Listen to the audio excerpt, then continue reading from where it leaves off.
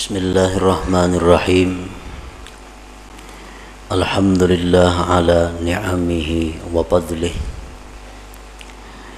alladhi amarana birrida ala qada'ihi wa ikhtiyarih. Ashhadu an la ilaha illallah wahdahu la syarika lahu fi uluhiyyatihi wa rububiyyatihi. Wa ashhadu anna sayyidana Muhammadan abduhu wa rasuluhu khairu khalqih. Sallallahu wa sallama ala sayyidina wa maulana Muhammadin nuri arsyih wa ala alihi wa ashabihi wa dzurriyyatihi wa atba'ih. Amma ba'du. Yang kita hormati dan kita cintai para habaib, para alim ulama, muhibbin, hadirin, hadirat, rahimakumullah. Pertama-tama kita memanjatkan puji dan syukur kehadirat Allah Subhanahu wa ta'ala yang telah mengumpulkan kita bersama-sama di majelis yang penuh berkah ini. Dan semoga Allah selalu mengumpulkan kita di dalam tempat-tempat kebaikan dan takwa. Kemudian kita juga mengucapkan, menghaturkan puji dan syukur kehadiran Allah Subhanahu wa ta'ala yang mana sampai saat ini kita masih digolongkan dalam golongan orang-orang yang menuntut ilmu. Dan kita mohon doa kepada Allah agar sampai akhir hayat kita dimasukkan dalam golongan orang-orang yang menuntut ilmu. Salawat dan salam tidak lupa kita haturkan kepada junjungan kita Nabi besar Muhammad sallallahu alaihi wasallam dan kepada seluruh keluarga, para sahabat, zurriyat dan pengikut beliau sampai hari kiamat nanti. Para muhibbin rahimakumullah, al-hikmatu tasi'ata asyrata minal hikamil ataiyah. Qala al-imam Ahmad ibnu Athaillah as-Sakandari rahimahullah wa nafa'ana bi ulumi. Hikmah yang ke-19 dari al-hikam, berkata Al-Imam Ahmad bin Athaillah As-Sakandari rahimahullah, la tatlub minhu ayyukhrijaka min halatin liyasta'milaka fima siwaha palau aradaka lasta'malaka min ghairi ikhraj. Yang artinya, janganlah engkau meminta daripada Allah bahwa Dia mengeluarkan engkau dari satu keadaan agar Allah pekerjakan engkau pada keadaan yang lain. Jikalau Allah menghendaki engkau, niscaya Dia pekerjakan engkau tanpa melalui menuntut dikeluarkan. Itulah kurang lebih artinya hikmah yang ke-19 ini. Adapun penjabarannya adalah idza kana al-mar'u ala halatin la tuwafiqu gharadahu la yanbaghi lahu ay yuridal khuruja minha bi nafsihi bi ayyatluba minhu subhanahu ay yukhrijaha minha li'anna hadha min at-takhir 'ala Allah subhanahu wa ta'ala bal yanbaghi lahu husnul adab ma'ahu wa itharu muradihi ala ikhtiyarihi. Apabila adalah seorang hamba atas satu keadaan yang mana keadaan itu tidak sesuai dengan yang dimaksudnya. Apabila kita berada pada satu keadaan yang kada sesuai dengan keinginan kita, maka tidaklah patut, tidaklah layak bahwa menghendaki seorang hamba tadi keluar dari keadaan itu dengan dirinya sendiri, dengan bahwa dia menuntut dari Allah bahwa Allah mengeluarkannya dari keadaan itu, karena ini merupakan dikti atas Allah Subhanahu wa ta'ala. Bahkan sayogianya semestinya bagi dia berbaik adab beserta Allah dan mengutamakan apa yang dikehendaki Allah atas pilihannya itu sendiri.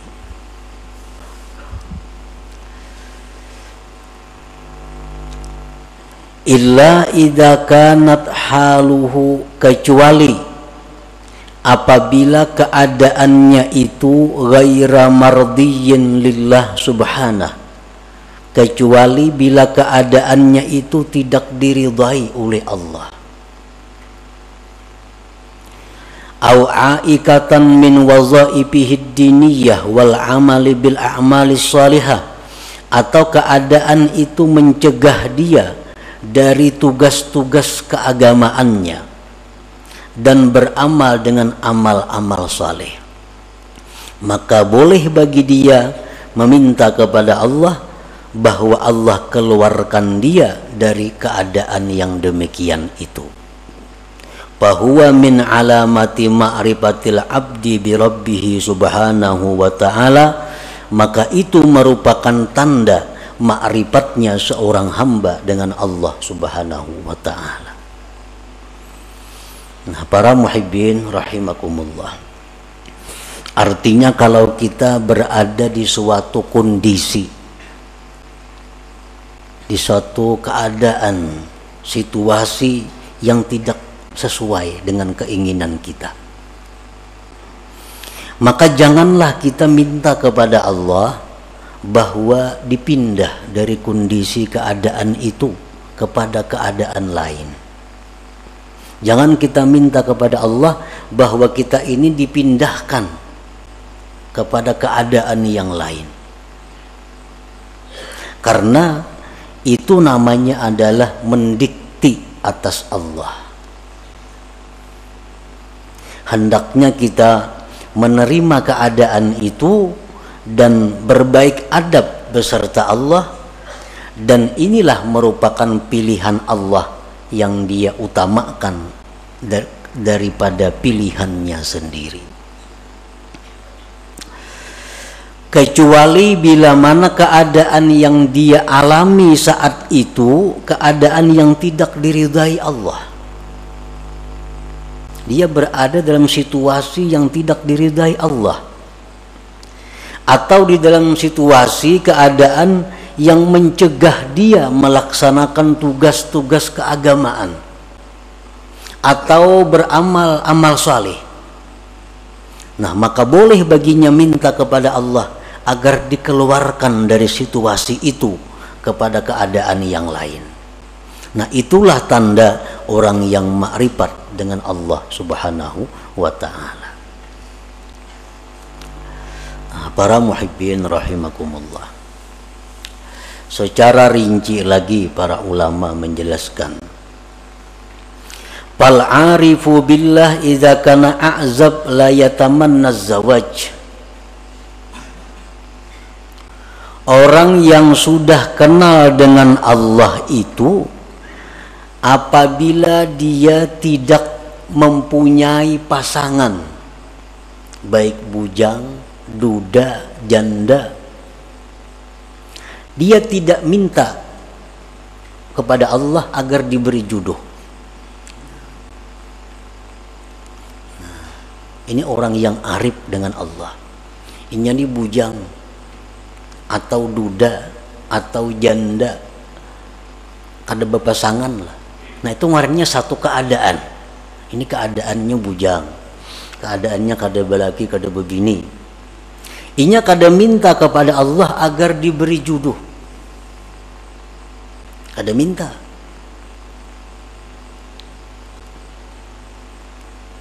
Bahkan dia kelola itu keadaan dengan adab yang baik beserta Allah Subhanahu wa ta'ala.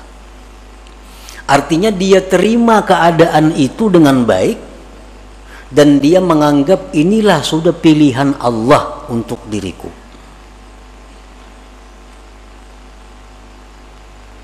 Nah, kecuali keadaan itu, keadaan membujang atau kada berpasangan tadi sudah mengganggu dia daripada ibadah kepada Allah, sudah mengganggu dia untuk menjalankan tugas-tugas wirid-wiridnya. Orang kada berpasangan, banyak godaan-godaan, timbul kadang-kadang pikiran syahwat. Nah, dan keadaan itu terus mendesak sehingga membuat dia gelisah, membuat dia sembahyang kada khusyuk lagi, membuat wirid-wiridnya terlantar karena menahan godaan-godaan ini. Nah, kalau sudah demikian halnya, dia boleh minta kepada Allah agar diberi pasangan hidupnya. Nah, selama ibadahnya teratur baik, selama dia bisa menjaga diri dari hal-hal yang diharamkan, dia tidak akan minta jodoh kepada Allah, karena itu menganggap sudah pilihan Allah yang terbaik bagi dirinya. Nah, itu contoh orang bujang atau duda janda nang ma'rifat kepada Allah Subhanahu wa ta'ala. Jadi kadang minta jodoh lawan Tuhan, apalagi mencari jodoh manusia ke situ kamari.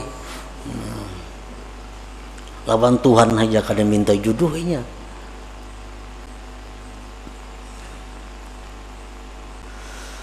Wa idza kana faqiran la yatamanna al-ghina.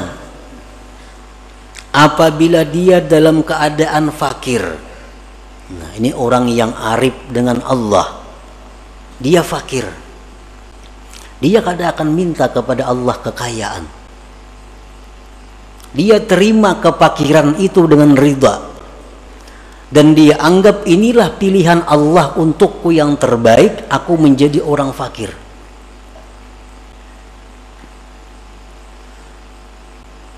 Nah, kecuali apabila sudah kefakiran itu membuat dia terganggu ibadah kepada Allah, apabila kefakirannya itu sudah menghalanginya berbuat amal-amal yang saleh, nah maka di saat itu dia bisa memohon kepada Allah agar dipindah daripada orang fakir menjadi orang yang berada atau orang kaya.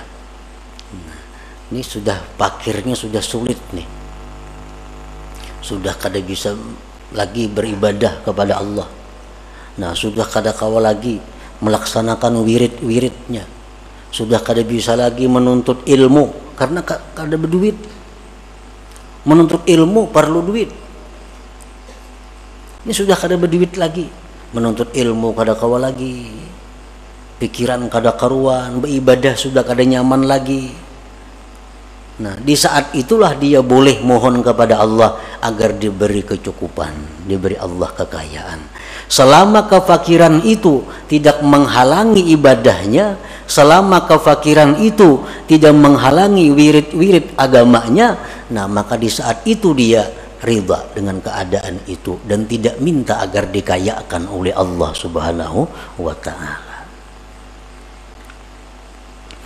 Wa idza kana maridan la yatamanna sihhah. Apabila dia sakit, dia tidak ingin sihat. Dia tidak ingin sihat. Ini sakit. Tapi dalam keadaan bisa melaksanakan tugas-tugas keagamaan, bisa beramal saleh, sakit ini tidak akan diusahakan untuk disembuhkan, dan dia tidak akan minta kepada Allah kesembuhan. Tetapi kalau sakit ini sudah mengganggu, nah tugas-tugas keagamaannya, sakit ini sudah mengganggu wirid-wiridnya, sakit ini sudah mengganggu menuntut ilmunya, nah di saat itulah dia minta kepada Allah kesembuhan dan kesehatan.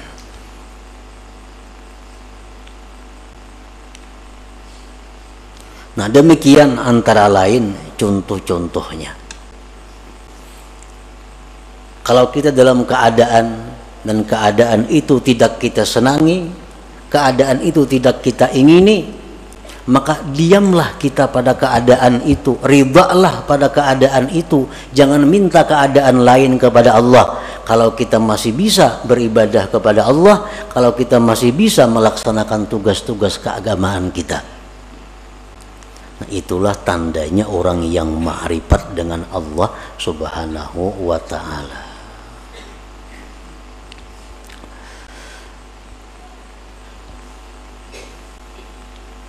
Wa idza kana mutazawwijan la yatamanna al-firaq. Kalau dia ini berpasangan, kalau dia mempunyai suami, dia mempunyai istri, dia tidak akan minta bercerai kepada Allah selama dalam berpasangan itu tidak mengganggu ibadahnya kepada Allah, selama tidak menghalangi untuk ketakwaan kepada Allah.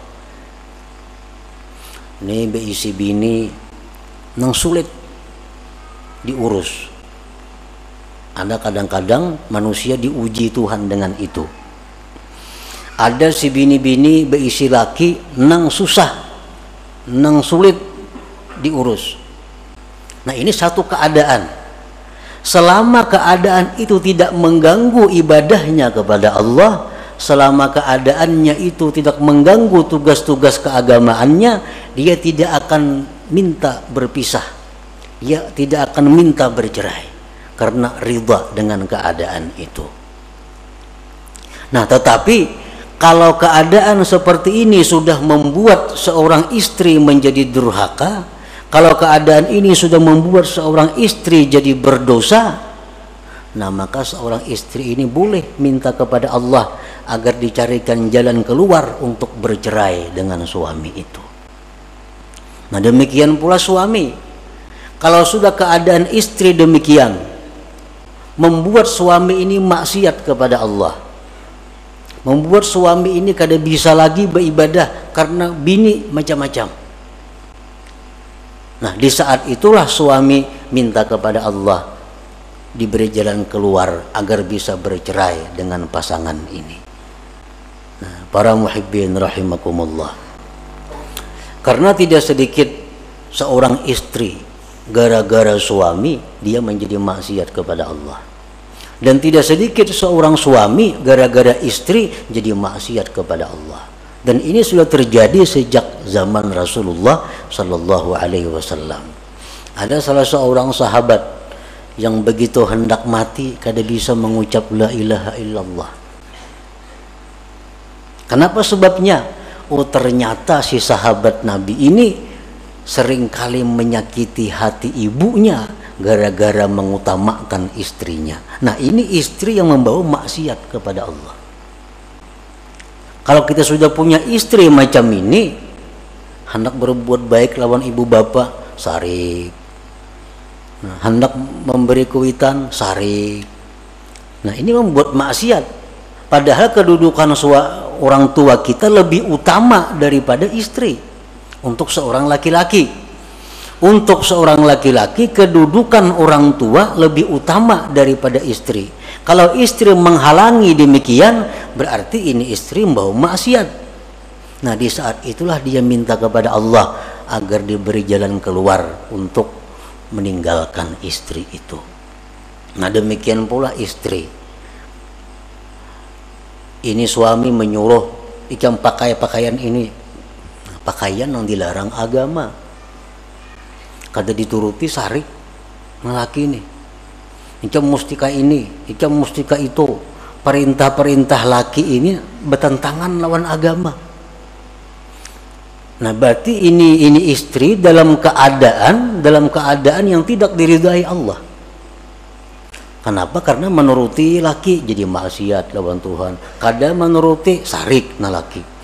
Nah, di saat itu seorang istri boleh minta kepada Allah agar diberi jalan keluar berpisah dengan suami itu. Nah, para muhibbin rahimakumullah. Jadi fal aqil ya'rif anna gharada khalqihi ala ibadatu wal ma'rifah kama qala Allah ta'ala wa ma khalaqtul jinna wal insa illa liya'budun fa ayyu syai'in ya'uqul ibadah wal ma'rifah yatlubu minallahi ta'ala ay yukhrijahu minhu wa ma la fala. Orang yang berakal dia mengetahui bahwa tujuan diciptakannya dia itu untuk ibadah. Orang yang berakal itu mengetahui bahwa tujuan Allah menciptakan dirinya itu untuk mengabdi kepada Allah. Allah berfirman, tidak aku ciptakan jin dan manusia melainkan untuk menyembah, mengabdi, beribadah kepadaku. Nah, maka sesuatu apapun yang menghalangi ibadah dan ma'rifat, maka dia akan minta kepada Allah dikeluarkan daripada keadaan itu. Nah, para muhibbin rahimakumullah. Jadi Allah menciptakan kita ini adalah untuk beribadah kepada Allah. Dan kita kada bisa beribadah kepada Allah kalau kada punya sarana dan prasarananya. Allah sediakan kita ini usaha. Allah sediakan kita pekerjaan. Allah sediakan kita macam-macam. Untuk apa? Agar semua itu membawa kepada ibadah. Nah, itu tujuan hidup yang diketahui oleh orang yang berakal. Lalu apapun pekerjaan, apapun keadaan yang menghalangi tujuannya itu ibadah, dia akan mundur dari keadaan itu dan berpindah kepada keadaan yang lain. Nah, ini orang yang berakal. Jadi tujuan hidup ini bukan kita berdagang, bukan. Tujuan hidup belaki, bukan. Tujuan hidup babini, bukan. Tujuan hidup berusaha, bukan. Nah, usaha suami istri itu hanya jalan untuk beribadah kepada Allah. Kalau semua ini menghalangi ibadah, berarti mesti ditinggalkan, dicari jalan yang lain. Nah, para muhibbin rahimakumullah. Nah, disitulah kita merenungi, disitulah kita disuruh tafakkur. Apakah selama ini aku hidup hanya untuk dunia atau aku hidup untuk ibadah? Bila mana aku hidup untuk dunia, berarti aku menyalahi kudrat diriku, fitrah diriku. Bila aku hidup untuk ibadah, berarti aku di jalan yang benar. Nah, jadi silahkan berdagang, silahkan berusaha. Tapi ingat, usaha ini diciptakan Allah untuk ibadah. Nah, silahkan bergaul, silahkan berkawan, asal semua itu membawa kepada ibadah.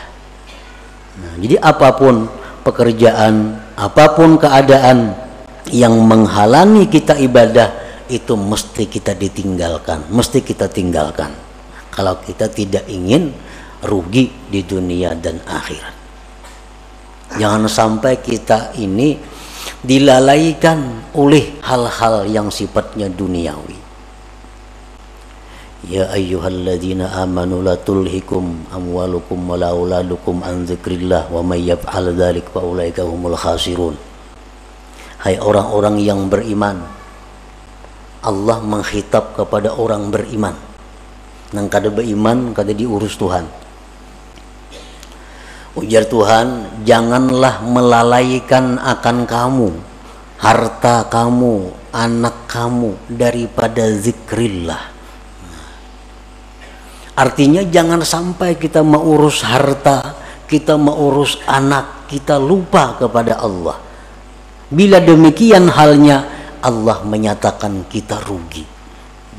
Kalau sudah Allah menyatakan rugi itu, ya rugi yang sebenarnya. Bujur-bujur rugi artinya.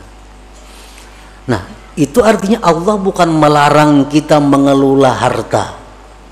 Allah bukan melarang kita mengelola anak. Tetapi yang dilarang Allah, jangan sampai itu melalaikan kita daripada zikrillah, daripada mengingat Allah. Karena mau urus harta kada tersembahyang, karena mau urus harta sembahyang taqadha, karena mau urus harta kada tersembahyang sunat, karena mau urus harta kada tersembahyang tahajud, karena mau urus harta kada sempat menuntut ilmu. Nah, ini yang dikatakan rugi, ujar Tuhan. Ayo urus harta, 10 bisi perusahaan, Allah kada melarang. Tapi sembahyangnya aktif, wiridnya tabaja, menuntut ilmunya jalan. Itu yang dimaksud dengan ya ayyuhalladzina amanu la tulhikum amwalukum wala auladukum an dzikrillah. Walhasil selama kita mengejar atau menuntut atau mencari dunia, lalu kita ketinggalan satu kali zikrullah, itu sudah rugi. Sudah rugi. Kenapa? Karena zikrullah yang sekali kita ucapkan itu kekal. Kekal, arti sampai akhirat bisa kita nikmati, bisa kita dapatkan manfaatnya. Sedangkan harta yang kita urus mati-matian ini, begitu kita mati, kita kada akan bisa dapat menikmatinya. Nah, itulah yang dikatakan Nabi Sulaiman alaihissalam.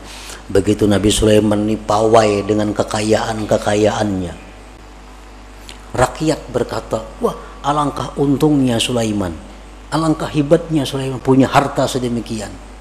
Sulaiman berkata, wahai rakyat, satu kalimat yang kamu ucapkan subhanallah lebih berharga dari semua yang kumiliki ini. Kenapa sebabnya? Karena subhanallah yang kamu ucapkan itu kekal sampai ke akhirat, kau akan bisa menikmatinya. Sedangkan yang kupunya ini adalah akan hilang binasa begitu aku mati. Nah, jadi artinya berapapun besarnya keuntungan yang kita dapatkan daripada mengejar dunia, tapi kita ketinggalan satu perbuatan taat, itu sudah dikatakan Allah khasirun, rugi. Karena apa? Karena tujuan manusia dicipta untuk taat, bukan untuk mengejar atau mengumpulkan hal-hal yang sifatnya duniawi itu. Nah, para muhibbin rahimakumullah, itulah sebagian dari apa yang dimaksud dalam hikmah yang ke-19 ini. Mudah-mudahan Allah Subhanahu wa taala memberikan taufik hidayah kepada kita sehingga kita bisa mampu mengamalkan apa-apa ilmu yang diberikan oleh Allah kepada kita. Ila hadratin Nabi sallallahu alaihi wasallam. Al-Fatihah.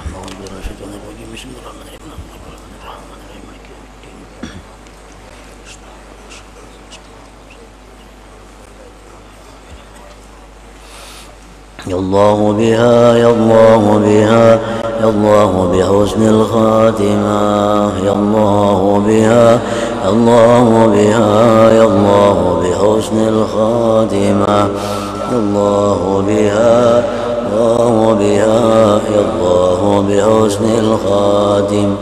فيا أيها الرجل منه شفاعة صلوا عليه وسلموا تسليما.